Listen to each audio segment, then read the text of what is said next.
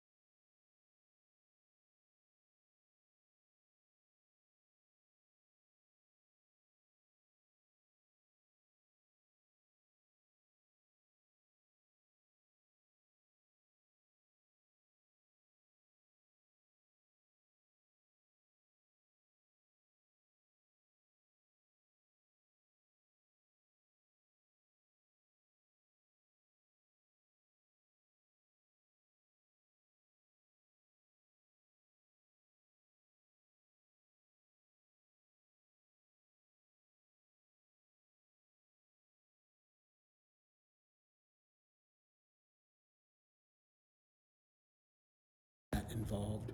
Also, I was heavily involved in the 2023 summer study on county funding. So I'm really willing to put the work in, drive to peer, testify on bills that affect county government. I'm willing to do that, and I put in the extra work. Some of the accomplishments that I have done recently is I worked on rural access infrastructure funding with Senate Bill 240, where I was able to help secure over $5 million of funding for both townships and counties to help our small bridges be repaired. That's a big win for us. In 2024, I testified on SB 187, which is $7.5 million of cybersecurity funding for both municipalities and counties, and was able to do that. And it's helping our county now because we're transitioning to better cybersecurity infrastructure and .gov accounts. That couldn't have happened without that $7 million. Additionally, I've testified in support of other bills. Senate Bill 99 in 2015, believe it or not, the state wanted to cut funding for rape kits and make victims possibly pay their own cost for that. I thought that was terribly wrong. I went up and testified and was able to help secure funding so the victims in our community wouldn't have to pay that cost. Again, I'm probably the only county commissioner in the state who did that, and I'm really willing to put the work in. excellent. Dan, in your opinion, what is the role of a county commissioner? So county commissioners, they're responsible for the care, preservation of all county property and funds, auditing accounts, managing it, collecting and levying taxes, constructing and repairing bridges, and to lay out and vacate and change highways, to purchase grounds and equipment. So, well, what does that really mean? Basically, the breakdown, the easier, you gotta manage the financial and physical concerns of the county in the best way that you can. But I really believe all that's important, but another aspect to that, and I think one of the most important things, is protect and promote public safety, health, and welfare of our citizens. And I truly believe that county government is the government that is closest to the people. All our rural residents and community members and county officials, you can come into any of our meetings, come sit with us, meet us in the grocery store and talk to us. You know, we're right here. We're community members just like you. And many of us in our community, we may live in a city, but everybody lives in a county. Great. Our Yankton County Commission has been discussing economic development. What are your views for growth in Yankton County? Sure, I'm fully supportive of economic growth and development. I think everybody is. But I think we also need to look at the other side and just say we need to have responsible growth that is good for our community. And what I mean by that is growth that, you know, doesn't cost more than it brings in, right? We need good paying jobs for our citizens. With our unemployment rate at 2% or lower, you know, at this point, does it make sense to bring in low paying jobs to our community when there aren't enough people to work those jobs anyway?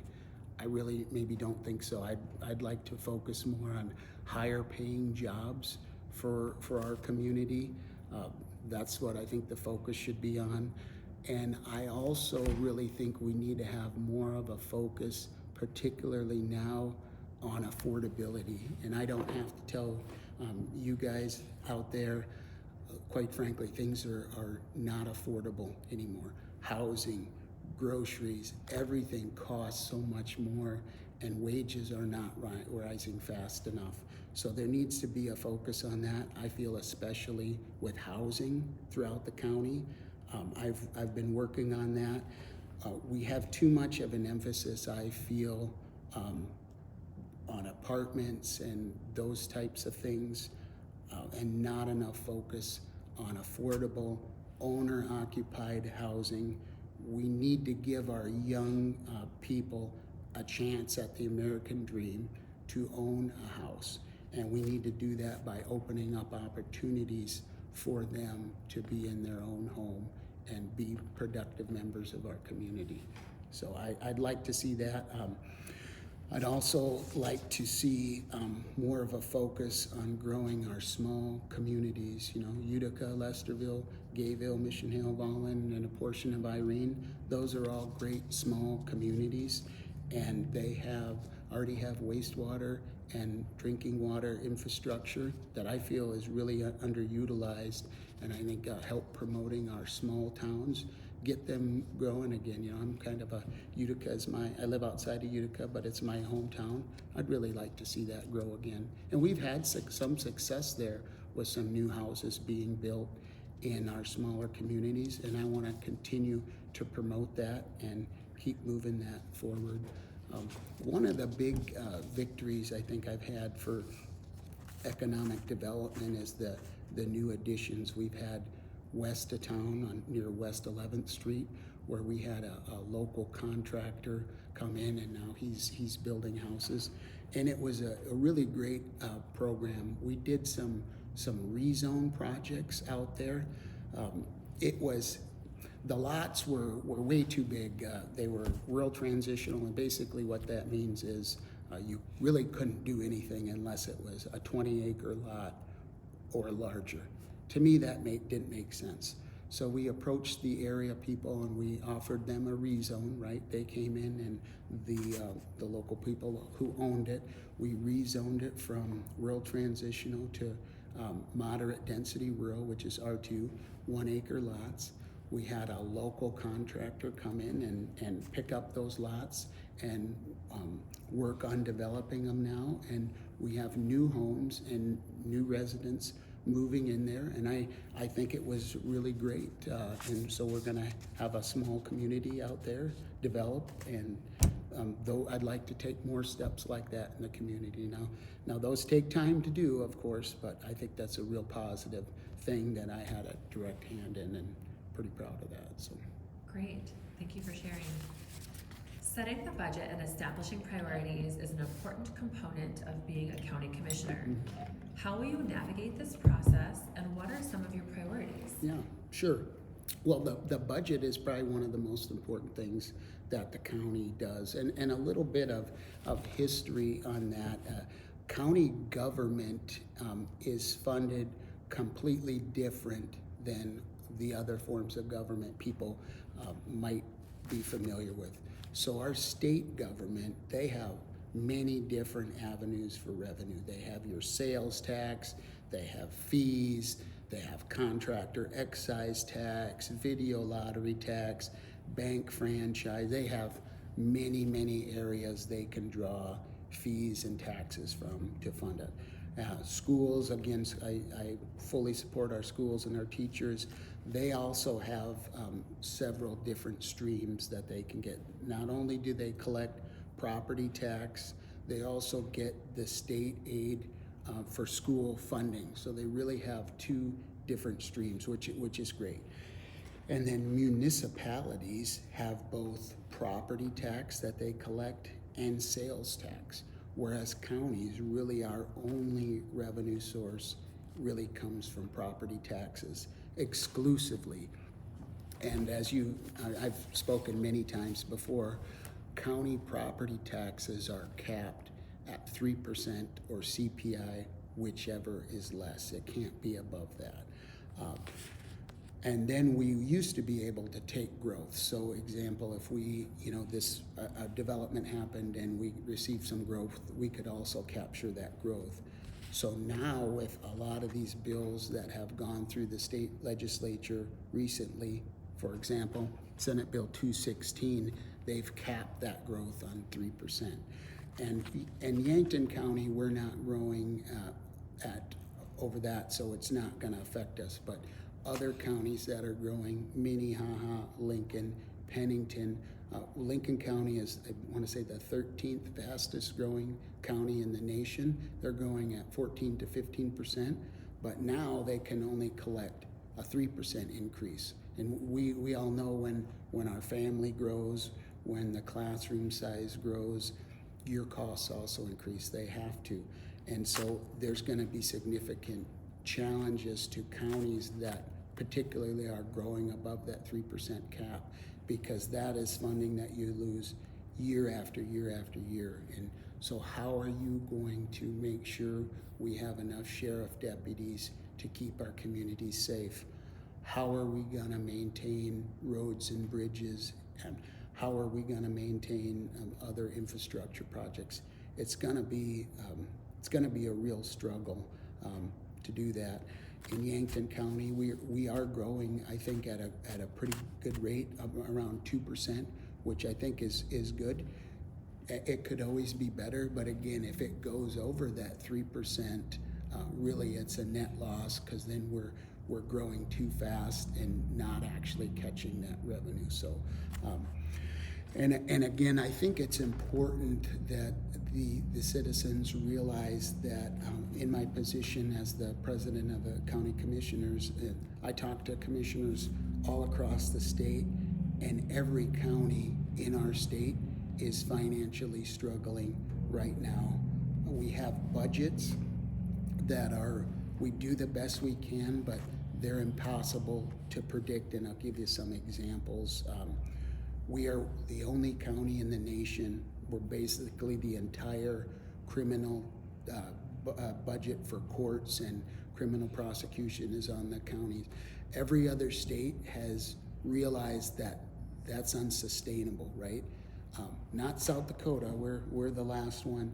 So whenever a crime is committed, we not only have to provide a public defender attorney to defend them, but then also to prosecute them, and the court costs, and putting them in jail. Again, that is, every other state has determined that that's not sustainable, except South Dakota. And those costs are very difficult to predict. How do you predict how many murders are gonna happen? I would hope there would be none, but realistically, it's not that way. How many other crimes are gonna happen?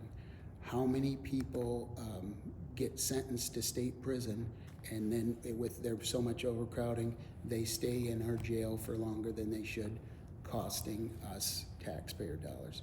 So we do the best that we can, but the costs on the counties are extremely high, and they're unpredictable.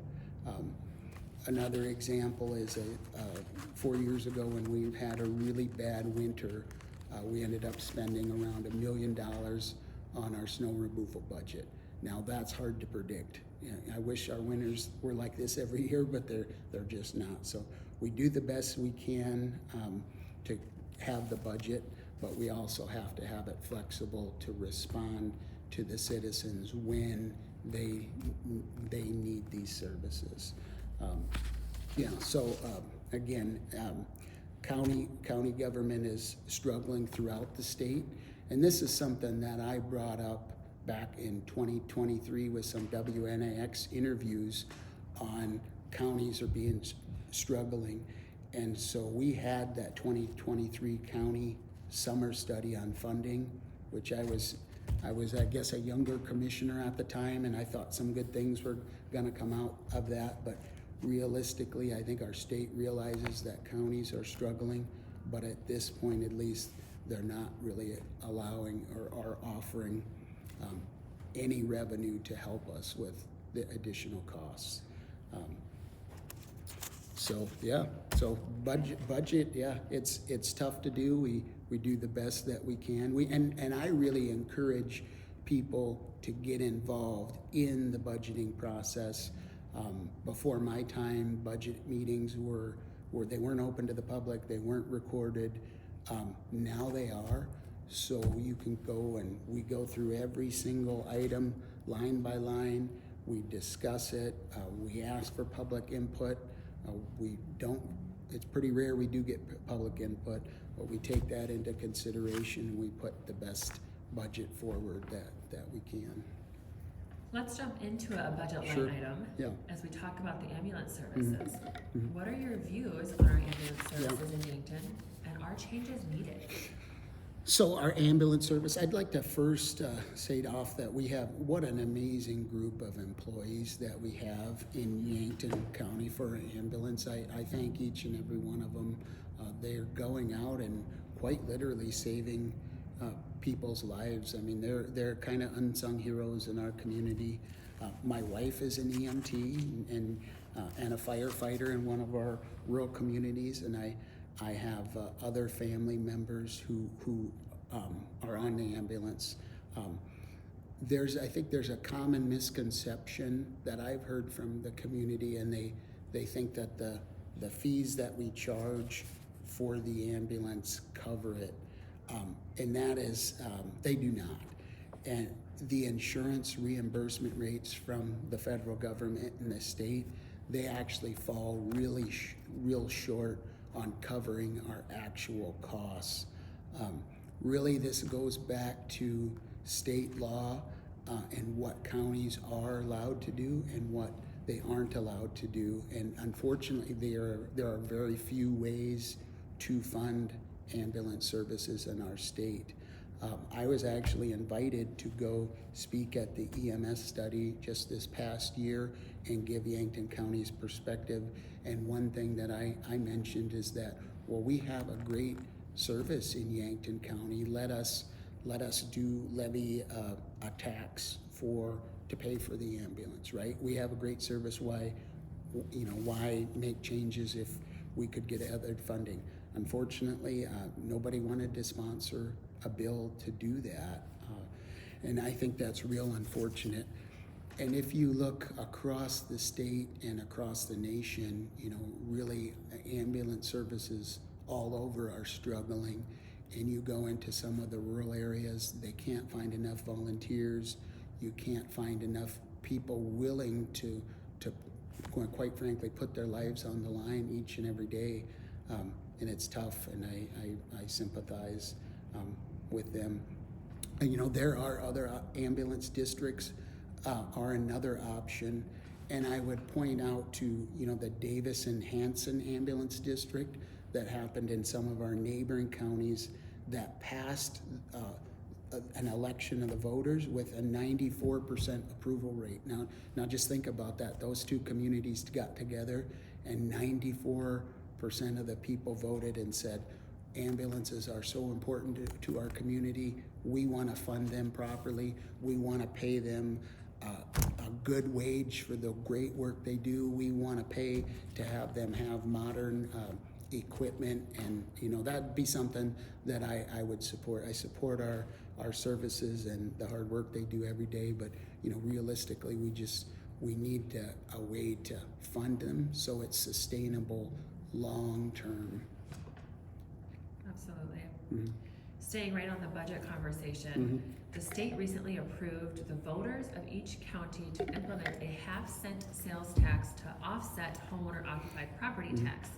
Do you think that this is a positive option for Yankton County?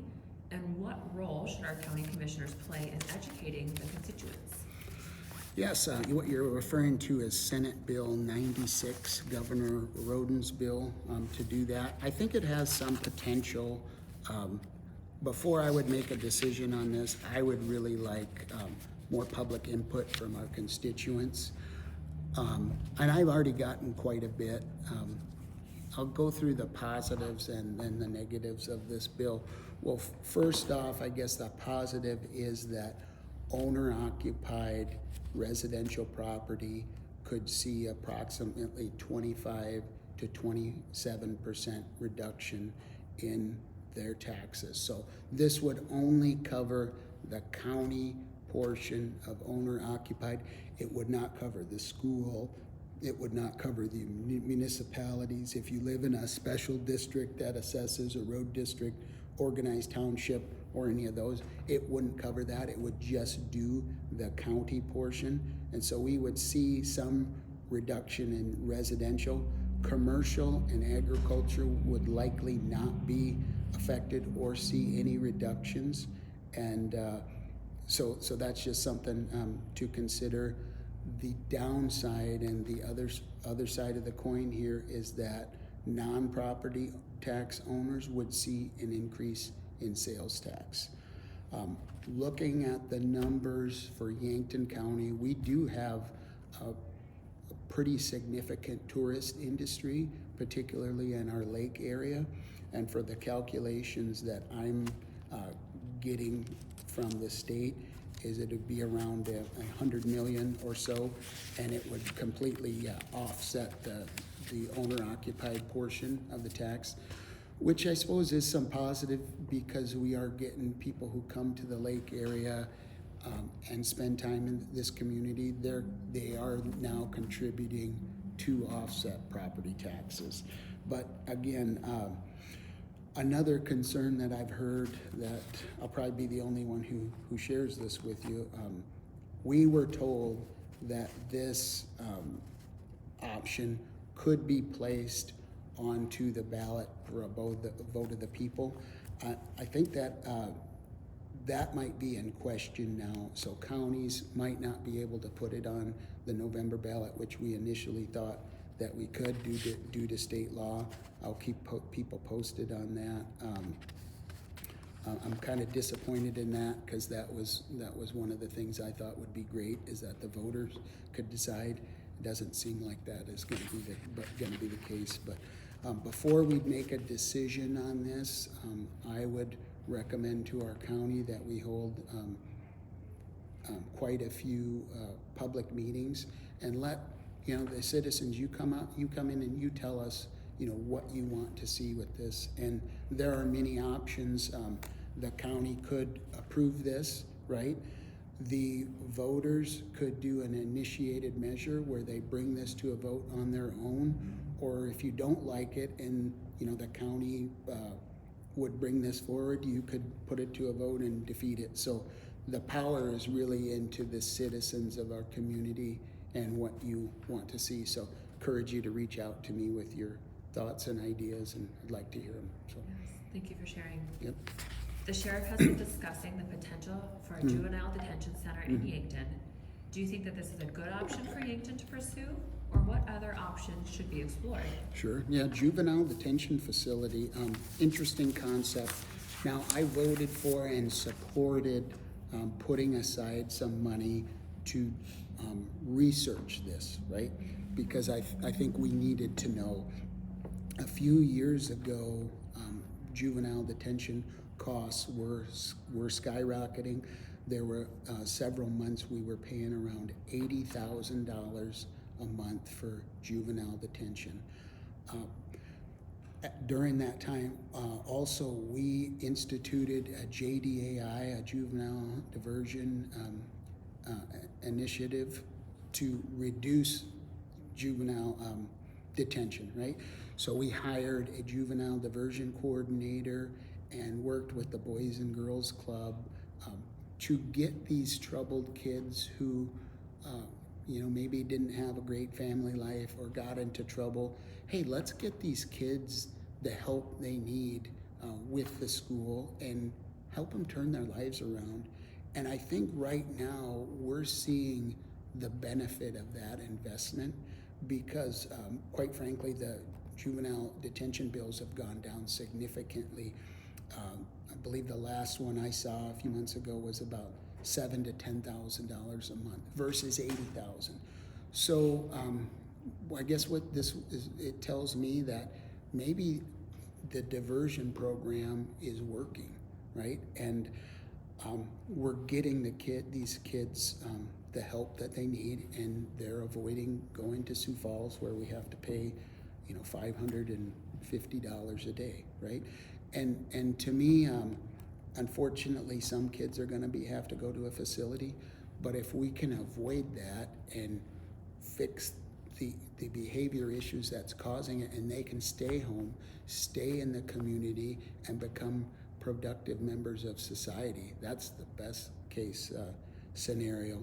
So when the bill was $80,000 a month, probably made sense to look at building a facility. But with those costs coming down so much, I don't believe the numbers work out where we could justify it anymore. And maybe that will change in the future, but I believe that facility was $6, $7, $8 million. That's just for the facility. That's not additional staff. That's not maintenance. That's not other costs that are unpredictable right now. How I see it now, that with where we're at, is the numbers just aren't going to work. It would cost more to build, maintain, staff that facility than taking the kids, the few kids that we have somewhere else. And we also have to realize a facility like that, you have to have full-time staff, you have to have medical, you have to have teachers. The population of kids doesn't justify that, because one day we might have 4 or 5 kids in there, and then 2 weeks we might not have any people. And you can't just lay those staff members off and then hire them back. You have to keep them there. So it's a good problem, I think, to not have enough kids that need that facility. I think that's a positive thing that's come out of that. And I'd also like to mention a little bit. I gotta make a comment about the state. Again, juvenile detention was a state responsibility for well over 100 years until Senate Bill 73 in 2016 took juvenile detention and, quite frankly, dumped it on the backs of the counties. It became too expensive for the state. So our state said, I have a great idea. Let's throw this on the back of the counties and give them no money to pay for it.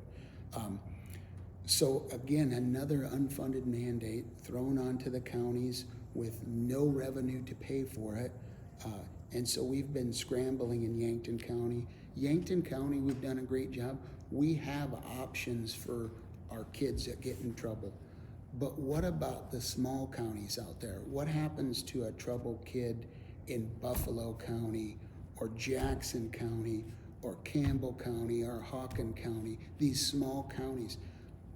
Are they getting the resources to turn those kids around? I don't think so. And this is really something I think our state needs to look at and take back on, because the outcomes in these smaller counties are not as good as they can be. And if we can get a kid the help he needs when he's young, turn him into a productive member of society, that's great. We don't. Unfortunately, some of those kids are going to be destined to get in trouble again and maybe end up in jail, maybe end up in the state penitentiary. And I really feel I'd like to see some leadership from our state on getting these kids the help they need through the whole state, and reducing our recidivism in our jails and our prison. And you got to start with the kids. Right. So Relationships and collaboration are important within the region. Mhm. What role can you play as a commissioner to help build, Mhm. maintain, and or repair relationships? Sure, yeah, relationships are important. Other candidates might come in here and talk about what they may do, and I'm gonna give you an example what I have done. So one great example that I'm really proud of is my work on our Stone Church Bridge in the northwest part of our county. So it was a bridge that was had some severe deficiencies, was load rated, and really I think the commission before me was talking about just dismantling it and closing that road down permanently. So I kind of took the bull by the horns on this a little bit. I went to our neighboring counties, Bonhomme County, Hutchinson County, visited with them, got on their commission meeting, had them both write resolutions of support for us, Yankton County, redoing that bridge, because we all benefit for it. It's right in that area. Then we worked with District 3, who's great, the state of South Dakota, and we even worked with the federal government and the James River Water to get a federal grant for that bridge. And we recently even just got another $50,000 James River Water grant to reduce erosion, promote bank stabilization, and protect the new bridge. So that's a real life example of working with the community and the people and the state government and the federal government, which is really hard to work with, to bring results for the people of South Dakota. And so this was a $8 million bridge that Yankton County is going to get for $1.2 to $1.4 million. So it's a significant boost to us. It's going to be one of the largest infrastructure projects in about 60 plus years for the county. I mean, I was up there recently and taking photos. That bridge was built in 1958, so it's even older than we thought. But it's going to be a big boon to agriculture, to our citizens, to the schools, because right now, a lot of that area is in a different school district and they have to commute. So it's also a tale about how you can't give up, because initially with that bridge, we got what's called a bridge improvement grant from the state, and that happened during COVID, and they said, the state of South Dakota said, that's a $3 million bridge. Well, unfortunately, when we opened the bids, it was like $8, $10, and $12 million, and the state was only going to cover 3 of it. Well, obviously we can't come up with $9 million for the county. So we had to turn that back in, and that hurt a little bit, but I didn't give up. And that's when we applied for that federal grant with all the applications that we did, and we were successful in it. So we're going to bring, large scale project to Yankton County for a fraction of the cost. We're basically getting the vast majority of it paid for with a federal grant, and working with many organizations to make it happen. And I'm pretty proud of that. So Good example of relationships and collaboration for thank sure. you. Dan, do you have anything that you would change about Yankton County today? And if so, what would it be? What would I change? You know what? I don't know if I would change anything about Yankton County. I really love our community. The way it is. It's not perfect. My wife tells me I'm not perfect either. But it's what a great community we have, and I think if you live here, or you moved here, or you're from here, we're here for a reason. We're a free place. People can move wherever they want, but you choose to live in Yankton because I think the great quality of life that we have.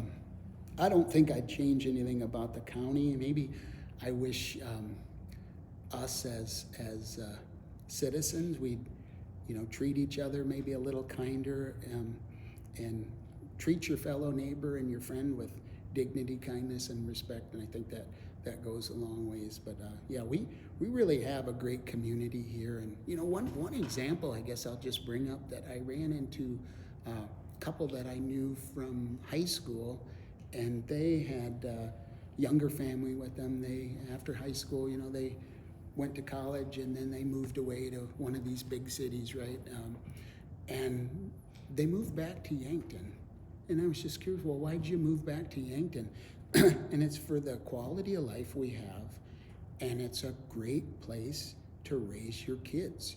People have an option to raise your kids in Minneapolis or Omaha or wherever, but if you have the option, a lot of people are coming back. And I think what a compliment to our county, what a compliment to our community, where people are, maybe moving away from the bigger towns and coming back here to raise their family. I don't know if we could have a better compliment for our community than that. And that's just a recent interaction I had. So I think that shows, we're on a positive step, and certainly there's things that could be better, and certainly things that we could change. And if people have ideas, reach out to me, and I'm happy to listen. So Yeah, we love to hear people moving back. yeah, all the exactly. time. Especially young couples, Yes. and bringing more kids to our community. I think that's great. So Nothing better. yep.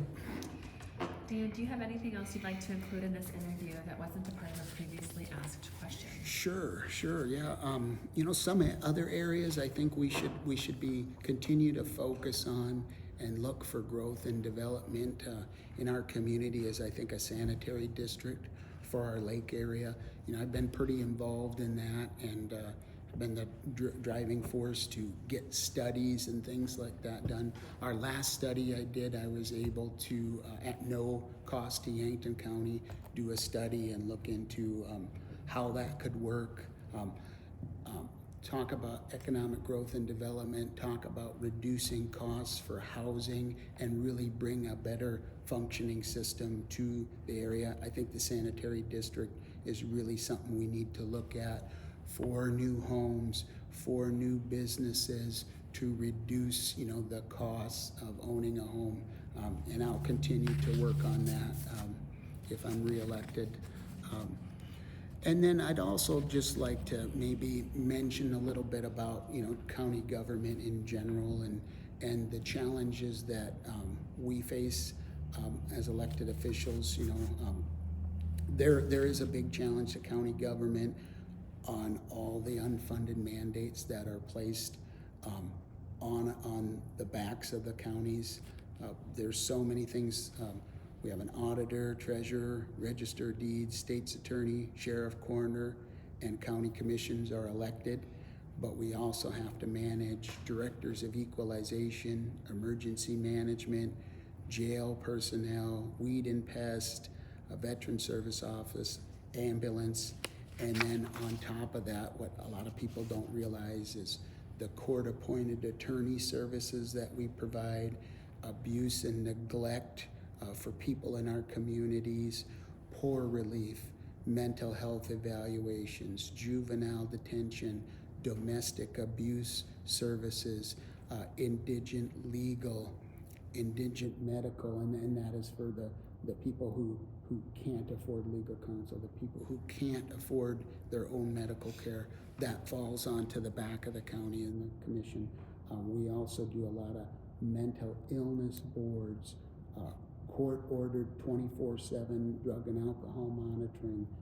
There's a huge list that is on the backs of the counties, and most people don't realize that, but yeah, it's quite the burden on the county budgets, but we do the best we can.